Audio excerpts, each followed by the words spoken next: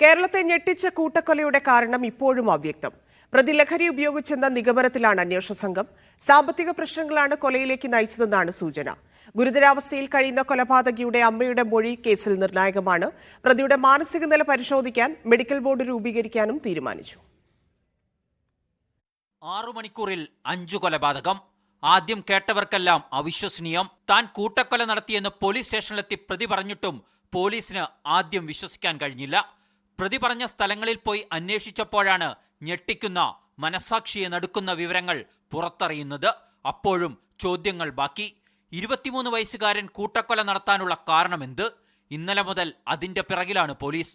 ചില നിഗമനങ്ങളിലേക്ക് പോലീസ് എത്തിച്ചേരുന്നുണ്ട്. അതിൽ പ്രധാനപ്പെട്ടത് പ്രതി ലഹരിക്കടിമയാണ് എന്നതാണ്. ഇക്കാര്യത്തിൽ കൂടുതൽ പരിശോധന പോലീസ് നടത്തുന്നുണ്ട്.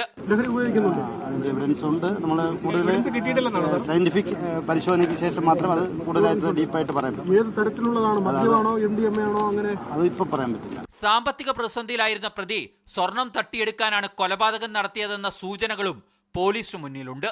എന്നാലും പ്രതി പറയുന്ന കാര്യങ്ങൾ പോലീസ് പൂർണ്ണതോതിൽ വിശ്വാസത്തിലെടുത്തിട്ടില്ല. കൊലപാതകിയുടെ വാപ്പയുടെ ഉമ്മ സൽമ ബീവിയുടെ സ്വർണം മോഷണം പോയിട്ടില്ലെന്ന് പോലീസ് രാവിലെ കണ്ടെത്തി.